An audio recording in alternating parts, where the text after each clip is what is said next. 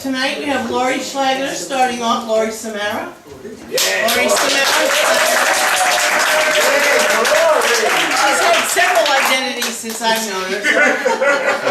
So we'll find out who she really is tonight. And after her will be Fred Gray. So we'll have his.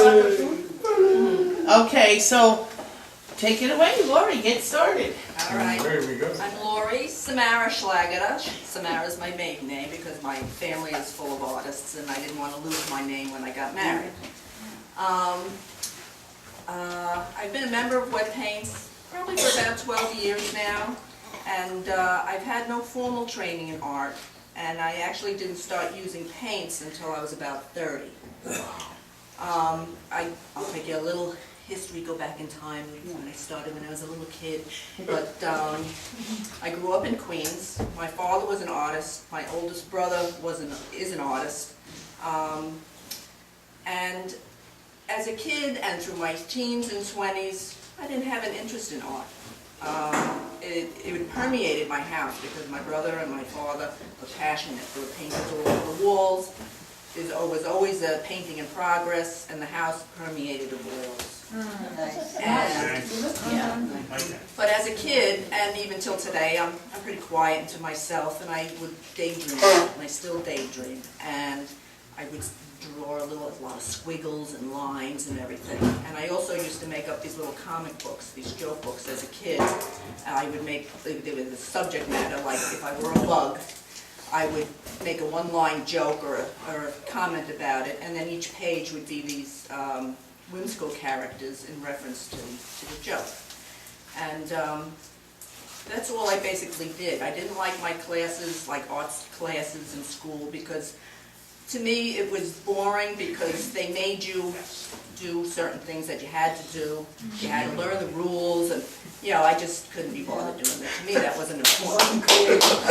So No, you had to do projects. Sounds like a I had to biography. do projects, and I didn't like doing them because I would always tweak them, and then they would kind of like look at me kind of crooked, So anyway, when I got into my teens, I still did my little squiggles, and I started doing embroidery, and I did embroidery work till I was like through my 20s, and I did it just as a pastime.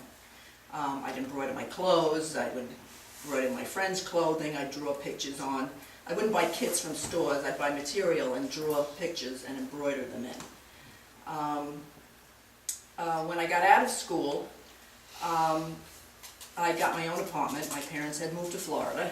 I was the youngest, so once I graduated, they hightailed it to Florida. And I didn't want to go with them, so I got an apartment and I worked down on Wall Street for a couple of years. After I did that, I kind of, when I turned about 20, I quit my job on Wall Street, and I kind of just floated around a little while because my oldest brother had lived out in Rocky Point at that time, and so I went out and hung out with him for a few months, and then he left and went upstate, and then I had an opportunity to go to Florida. I went to Florida for a little while, hung out with my parents. Then I went to Alaska. I had an opportunity to go to Alaska. I lived and worked in Alaska for about 5 months. Alaska. Yeah. So Did you bump into Barbara? maybe I might have been drunk. But when I came back from Alaska, I had no family on Long Island anymore, but I still liked Rocky Point. So I went back to Rocky Point. I lived in Rocky Point throughout my 20s until I eventually got married. I married my childhood sweetheart from Queens. Oh, And then I've been married 27 years, and I know him for 43, and I still like him. During my 20s. You say that with such passion. But while I lived in Rocky Point, I took ballet for about 10 years. I originally took it as a form of exercise, but when I started doing ballet, I felt ballet to be very hypnotic to me, because just like my squiggles when they were moving, so was the movements with ballet. It's the same thing as with Tai Chi. It's all that thing in my brain that moves around. So anyway, when I got to be, I worked for a car dealership And I was very, very active in the United Auto Workers Union. I was a shop steward for 15 years. And then the Postal Service test came up. I got into the Postal Service, and I've been a postal worker for the past 22 years. Oh, Great. So that's where I am today. Variety of talents that you have. did you continue to paint? Still, I never really painted. When I became 30, I became friends with a woman who painted on T-shirts. And she, we talked, and I showed her my embroidery stuff, and she invited me to do some craft shows to try to sell my embroidery. Yeah. So I did. I framed my stuff, and I made pillows and little things, and that's how I started. But, I mean, the embroidery didn't really sell all that well, and it was so labor intense, and I couldn't mass produce it, so it really wasn't, cost effective to do that.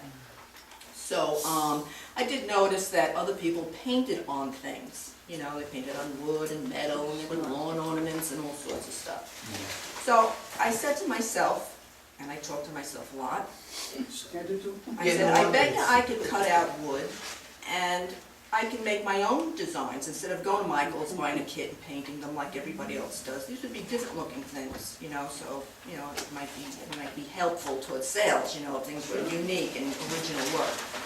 So I went and got myself some saws. I got a bandsaw, a scroll saw, and a Dremel. And I began to cut out wood. I made wooden baskets, bird feeders, bird houses, lawn ornaments, tabletop decorations. I made everything.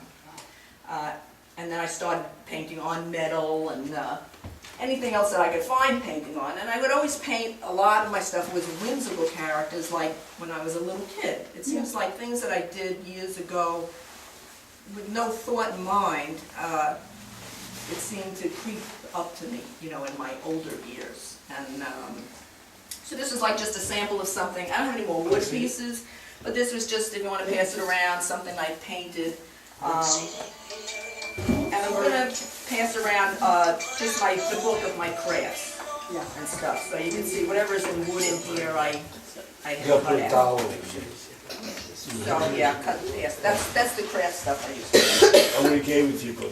I was also into a lot of miniatures. I love little teeny, passing around. I used to do a lot of miniature work. I had built a dollhouse, and I electrified it, and I furnished it. I was real into like little tiny things. So I started making these little miniature whimsical characters out of clay. What I did with them was I have them copyrighted, and they're called Little Expressions, and they're little whimsical kids, but they depict hobbies and professions. And With a camera. yes. And so I used to sell these. I used to get a lot of special orders for these because people would specify what they wanted. One interesting one that I got, a woman wanted one of her Asian dental hygienist, so I had to make one, an Asian dental hygienist, and little various things. Somebody wanted a police officer or, whatever. So I'll pass these little things around. Did you make the molds for them? No, I made them all they're made from clay. Like clay? One per kind. You need them, and What kind of clay is that? it's Sculpey and Fimo. And it's hardens itself. Very beautiful, isn't it? Wow. So that's what I did for a number of years. And then, what? A singer? It's an angel, yeah. Oh, Yeah. do angels sing? I don't know. Sure they do. I guess they could. Yes. Very good. Sing like an angel. Yes. Yeah. So then, whenever I wanted to paint something like specific, like a specific flower or bird, other than my whimsical stuff, it always took me a very long time to draw something. I always struggled with that. So I said to myself, I bet you there's a method to it, and I should take a drawing class. So I took a drawing class, and the instructor happened to be Charlie Ellis. And Charlie was a member here of Wet Paints, and he was a wonderful painter. And he's the one that told me about Wet Paints. And he said it's important to join a group because you're mingling with other people of your own kind, and you learn so much, and it's very helpful. It keeps you creative going. And so at first I thought, I'm not an artist, and you know, I'm not into joining clubs and mingling with people, you know, I didn't want to do something like silly like that. And so it took me several months to come here. You know, I kept thinking about it, you know, I kept putting it off, I don't want to go. So one day I came in here and it was a critique night. And I sat here and I saw the paintings going up for critique, and I'm sitting there thinking, I gotta get the heck out of here, because there's no way that I could never do something like that, the way, you know, the quality of the artwork that I was looking at. And I'm just a crafter, you know, and I just kind of wanted to back out of the room without anybody seeing me. But then when I went home, it still stuck on my mind, and I thought, let me get a canvas and just see if I could put a painting on it. And then I'll bring it back to the next critique and just see what they say. You got the bug. So I bought a little 5x7 canvas, because I figured if they trashed it, it wouldn't hurt as much if it was a little painting.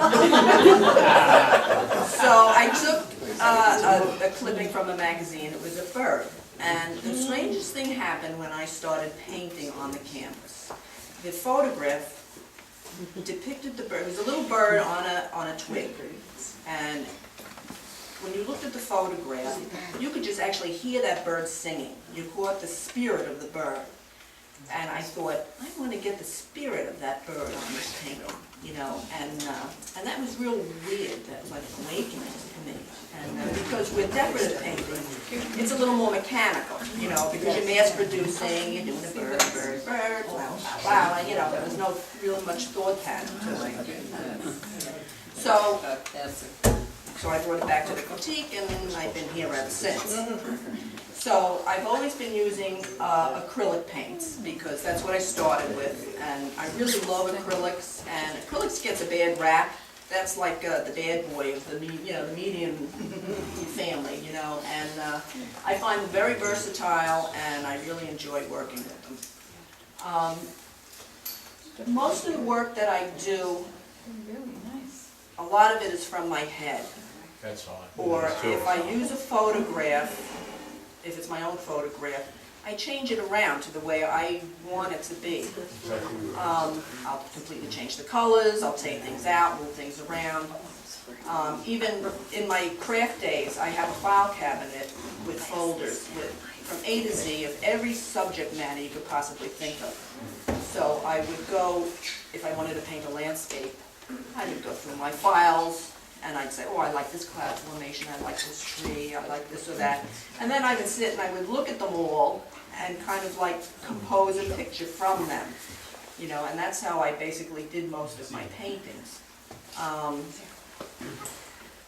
always felt uncomfortable painting exactly what I see. You know, see exactly what the color is.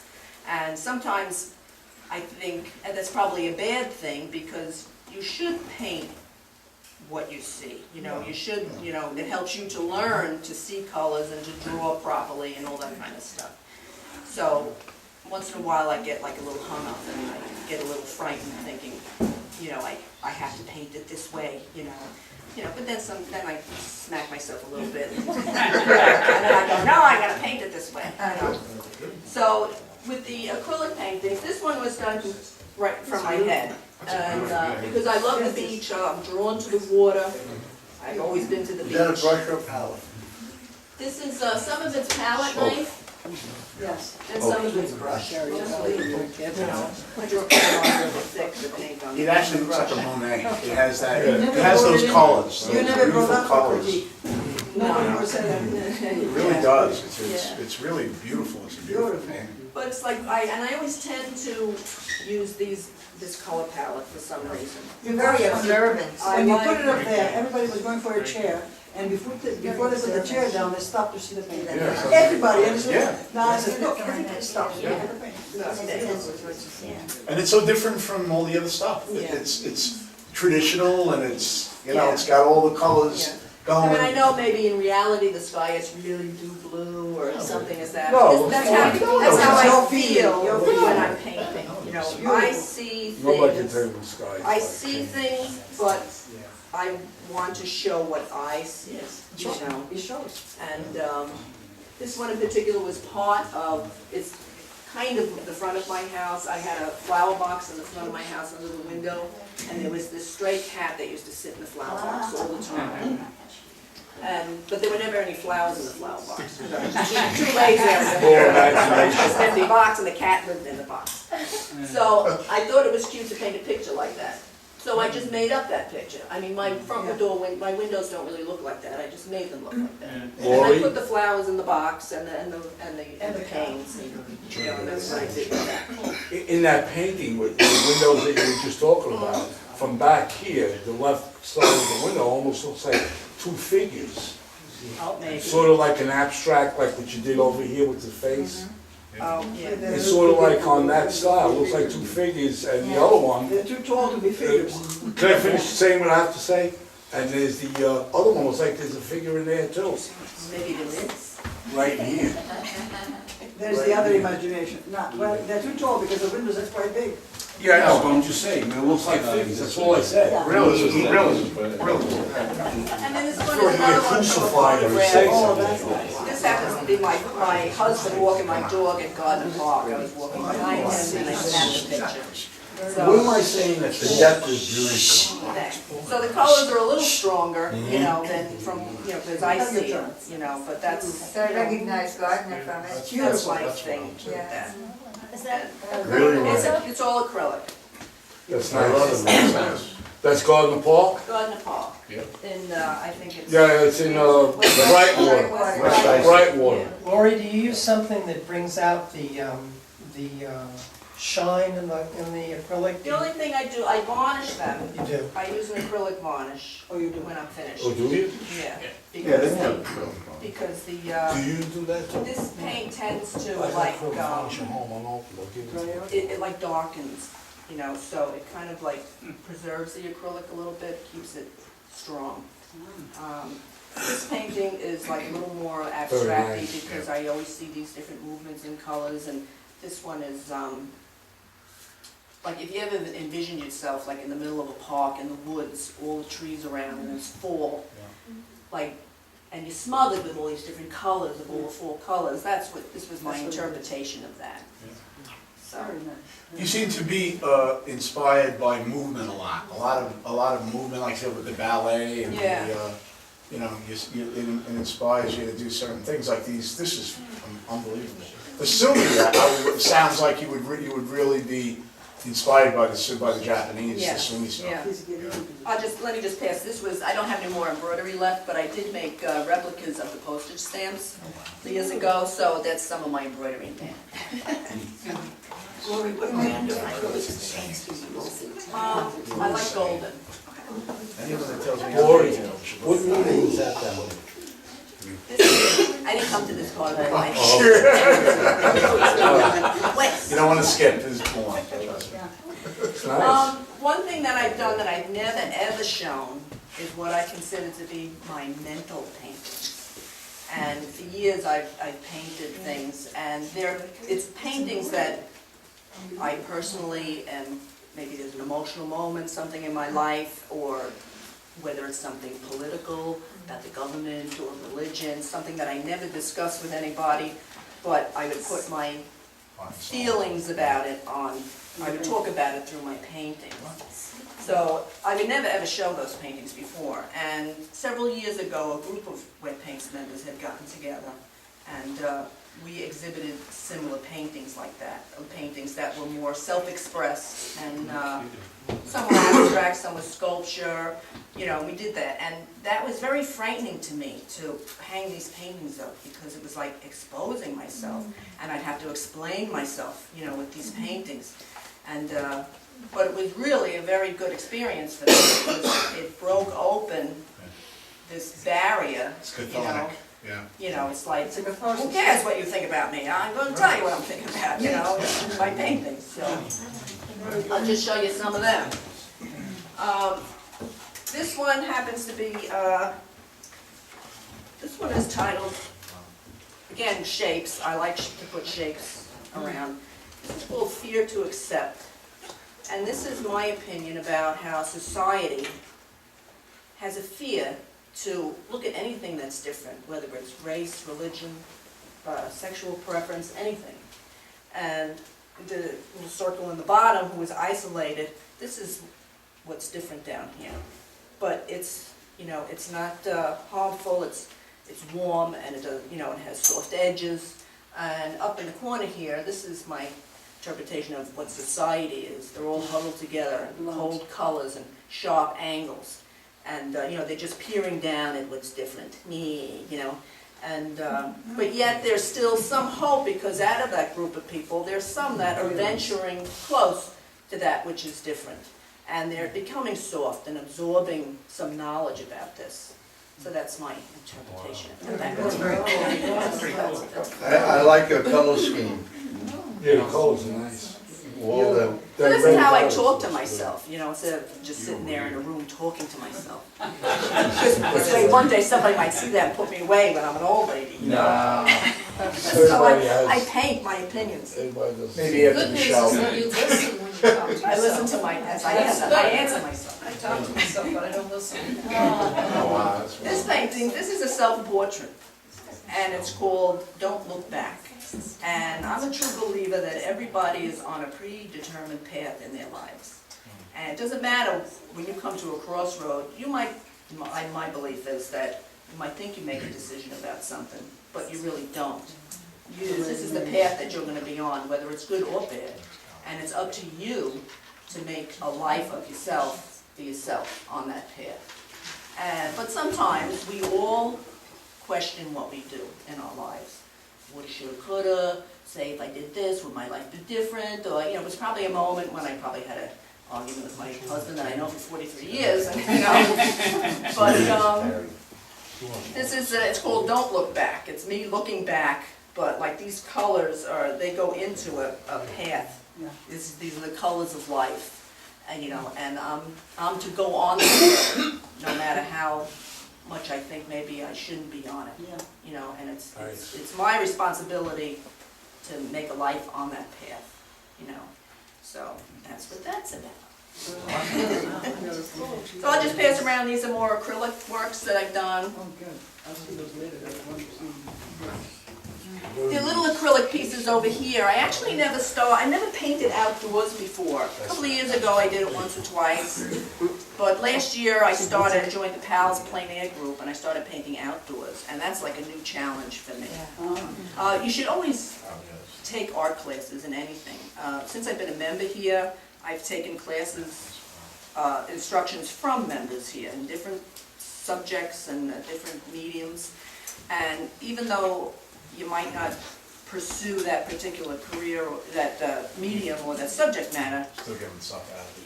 you can still get something out of it. And so I have a list of things that I wanted to learn and take classes of. And one was plein air, because I always painted from my mind and I never painted from life.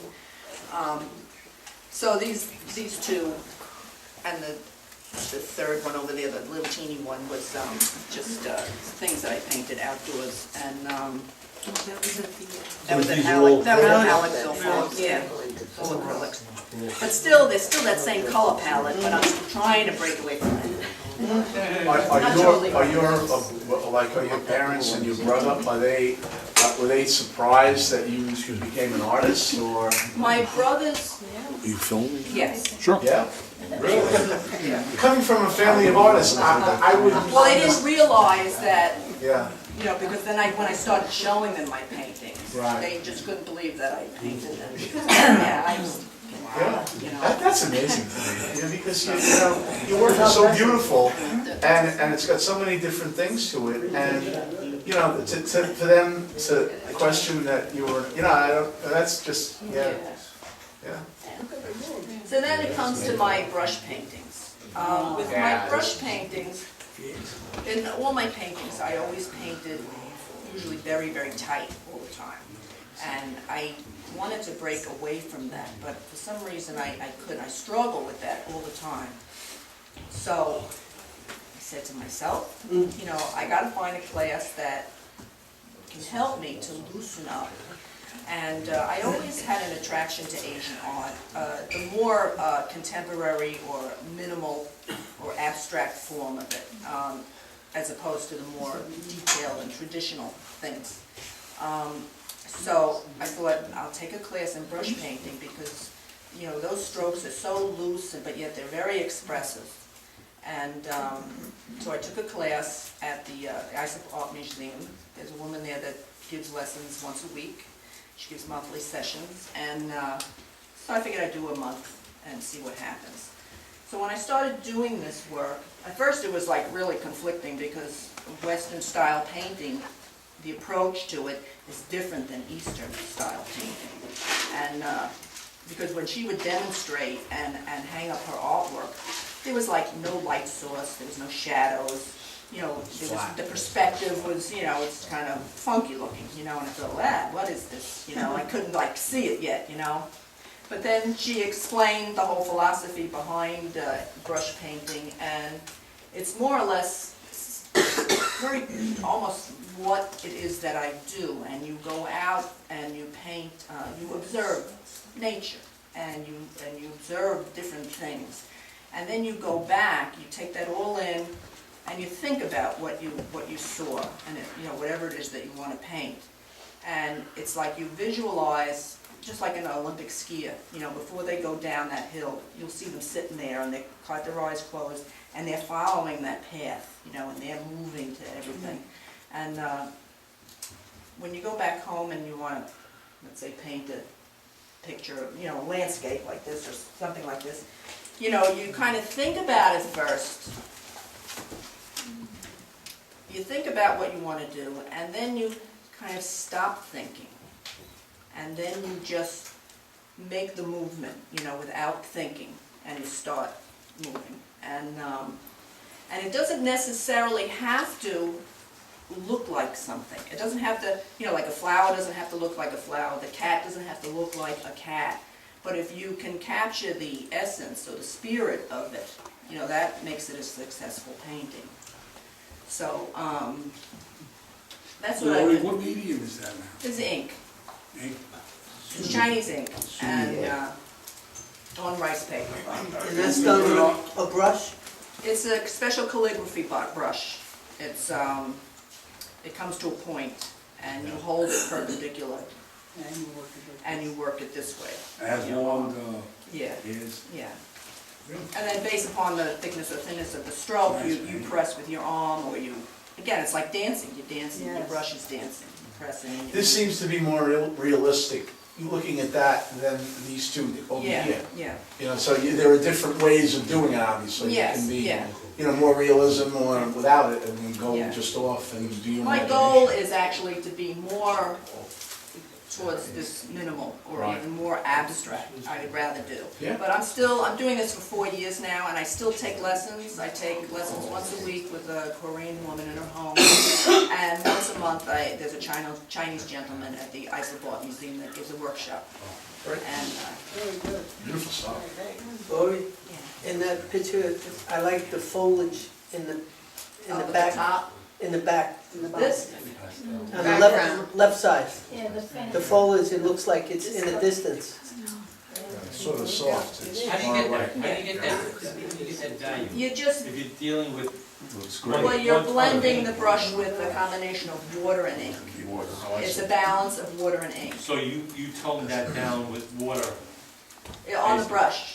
on the And brush. then you Yeah. put it. Now, you were saying something on the lines of you were thinking about this first, and then Yeah. you figured everything you were gonna do, and then that looks like there's a lot of work involved there. How long did each take? How This long did- might have taken like about 15 minutes. What?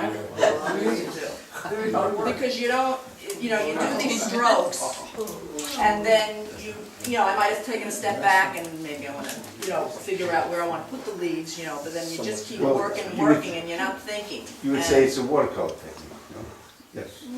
No. No, With ink. it's not. Just like you would It's do a- watercolor, you do No. with It's a ink. wash. You do it with a, you just, it's not a paintbrush Different that way of you thinking. wash. It's a different way, you It's the just, calligraphy brush. yeah, but it's not painting.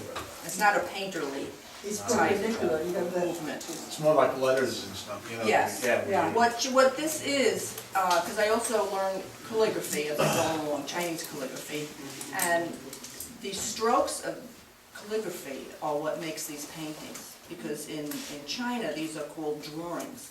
They're writings. they're called writings, not paintings, because you're writing calligraphy. You know, Oh, I see. that's what, Yeah. so, but, you know, it's about, and you don't rework the painting. Yeah. You're not supposed to rework it. It's a one-time thing. It's a one-shot deal, because if you went back after it dried and you start touching and picking at it, then you lost the whole spirit of it. It's like that one moment that you like, you almost hold your breath, and then when you're done, you're like, you know, you pass out, you know. It's like, I need a glass of wine. That's intense. Well, before it helps. Are you applying your Western way of painting now To Chinese. to this? I'm, Trying? that's one of my goals. I want to still continue with acrylic, but I want to do it more like with an Asian style. So that's something I gotta work on too. Oh, you haven't done Someone any yet? I haven't done any yet. Oh. This one in particular was my first brush mental painting, and it's a self-portrait. Yeah. And we all, this is called thinking too much. And, you know, we all sometimes have so much going on, and we're thinking so much, you know, and you don't know which way to go, and it's so overwhelming. And this is like my brain when I'm thinking too much. It's all just a mishmash and chaos, you know, so that was my expression when I was sitting there doing that, you know. Because like I didn't know what to paint. I don't know what to do, and meanwhile the dinner is cooking, and somebody's talking to me, and I'm saying, what can I paint? I don't know what to do, and all of a sudden I just started seeing something, and it was almost like I got possessed, and I started. Lori, is that a lady with glasses on her Yeah, head? that's me, you know, with the glasses. Okay. Yeah, it is a blessing. Very good, I like that. And it's amazing how realistic the portrait is. Because you see it right away, you see the face, and you see the Yeah. eyes and everything. Yeah. You know, it's really wild. And you feel the confusion. Yeah, Yeah. yeah. Good, then it's a successful. Yeah. Absolutely. Definitely. You really do. This one here is, this is like more of a minimal thing. I just wanted to depict, I really like cats, and I find cats very intriguing because they have all these different positions, besides all these different attitudes, you know, and it's sort of a balance of like, well, like yin and yang. The yin and yang is, you know, hot and cold, Yeah. night and day. And it's actually not opposites, it's complements. Because if you didn't have light, you wouldn't have darkness. If you didn't have cold, you wouldn't have hot, you know, so it all balances together. So with this one, I wanted to get the essence of this cat without dwelling on it, you know, and Wow. so this is just hard lines to do the cat. And then to balance it, I wanted this bird in the background because birds can be very defiant too. They're little, you know, just like a little chihuahua bark at this big gigantic monster dog. They're not afraid. You know, squawking in the background, and the cat's just kind of like, you know, the cat was like kind of meditating and just quickly turning like, it's going on back there, Yeah. you know, so that's, There's a morsel. There's a morsel coming. dinner. It does look like the cat's This singing. also is like a minimal thing. Yeah. This is just an orchid, and I just have like a different, you know, just different values of the ink, and it was, you know, just sweeping strokes on it. This looks like true Sumi, you know, well, just the Yeah. strokes themselves, Yeah. yeah. Yeah. So, you know, it's more minimal, but yet it says something, and you don't need to have a lot in a painting. What did you say on there? This says, I think it says, that's another thing I do, I write calligraphy and then I don't remember what I wrote. It says something like fragrance of ink. You should translate it in the back. Yes, Yes. chip sheet, so Do you that's what start that. from light to dark? You go No, from you light to don't, dark? no, it's not like a watercolor approach, you don't, Oh, it's just letters. it's just what you, What comes off the brush? what comes off the brush, like this would be the main strokes, and you keep working, and then they get lighter, like I don't You dilute use it, more oil. I don't dilute it. So how'd you learn the letters to put down? My instructor, she gives us Oh, like the okay. first like I think I know who you 20 minutes, she gives us a lesson in different words and phrases. Is that Paula Lanzaro? Your left hand. No, that's who is at the Ice Art Museum, who I started with, Paula Lanzaro. And, You buy enough fortune cookies, they teach you how to. yeah. What is the one in the back, Laurie? The one in the back. This is some What is the more one in the Sumi back? No, you stuff. want to see the back. This one here is one of my scrolls. It's a little more traditional, plus I love the moon, I'm affected by the moon a lot, and, so this was, this is all just the rice paper here, and, this was done in Korea, set up, somebody, in Korea put this together. Oh, you didn't do The that? background? That's cool. No, we just sent the painting, just, just folded it up and stuck it in an envelope. Explain that again, Laurie. The white part? This is your the rice, picture? this is rice paper, and,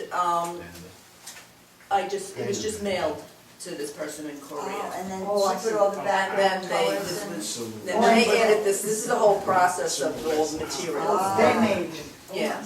Very nice, yeah. Do you like to use color? You don't use color? I don't use too much color, because that's what I prefer. I like more, Black and white. a lot of different parts of like Asian, China and that, they have real bright colors, strong colors. Some are muted, almost like muddied. I like the more muddied. Is the Korean type of this more monochromatic? It's not as Yes, red and, yeah. they. And Japan usually is like mostly all ink, a good portion of it. Unless you get like the more modern painters, the more traditional. What was the one you showed us? I didn't bring that one with me. Oh, yeah, that was The beautiful. one you won. Yeah, I had a painting that was That was accepted. really long, right? That was Yeah, gorgeous. in Japan, it was an international That was show, and I beautiful. had one accepted. That was beautiful. That's real long, so I had no place to hang that one, so. But, Very that's it, I just try to bring my mood and what I want to say in a painting, and without fear of what other people think, about what I do. Sometimes I get afraid, because, maybe I'm not supposed to be doing that, but Yeah, but you shouldn't. then I try to overcome You that shouldn't, fear. because your stuff is gorgeous. That's really. But a lot of us get afraid.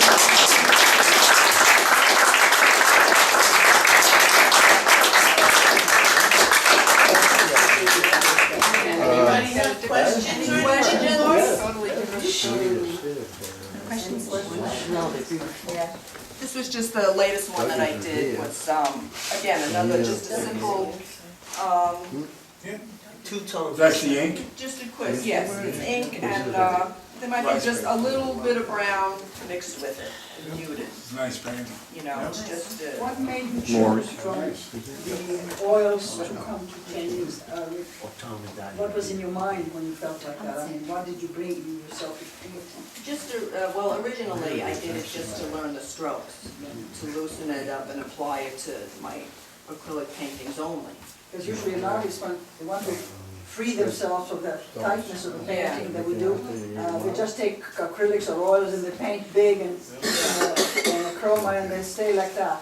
Yeah. You went to Chinese, what made you go to Chinese? I think just, because when looking at the Oriental paintings, there's not much to a lot of them, but yet they say a lot. You like the minimalist. And I part of it, thought, yeah. it really expressed something that, and you didn't have to have a lot or something so powerful. And that kind of attracted, I was attracted to that. Laurie, do people in the back see that painting? This one? No. Yeah. You can pass that one. Pass that. It sounds like something you were going to from the beginning, you just didn't know what you wanted to do. Like you're ending up with the Asian stuff, but with all the movement you were talking Yeah. about, it seems like you're gravitating toward that as it was anyway, Yeah, I think, Or you don't do- unbeknownst to me. Yeah, that's what I mean, yeah. Laurie, do you Is that paint fair? now on both mediums? Yeah, I've been mostly focusing on the brush paintings, and I've been going and doing plein air work once a week. You haven't given up. But I haven't given up, because I still like colors, and, but I'd love to see you do a Chinese color painting like Asian color. Yeah. That'd be interesting. I have a couple that I do, Do you? once in a while I do something more traditional. Not many abstracts. Not many abstracts. And I haven't done really too many abstracts yet. Or when you call that portrait, you start putting It that. might be similar, That's more. Did you ever see a painting? Commercialistic. Greg, did you ever see a painting in Museum of Modern called Hide and Seek? Yeah. It's like a big painting and he has like all these abstract things in it, but it all comes out to people's faces. oh really? Yeah. Sort of like on the same order that you are there. Yeah, no, I've never seen it. I don't know what you guys think. Lori, what I like, what you do is you follow your inspiration and you're open to experiment with different ideas Yeah. that, inspire you. Something like just drives me to want to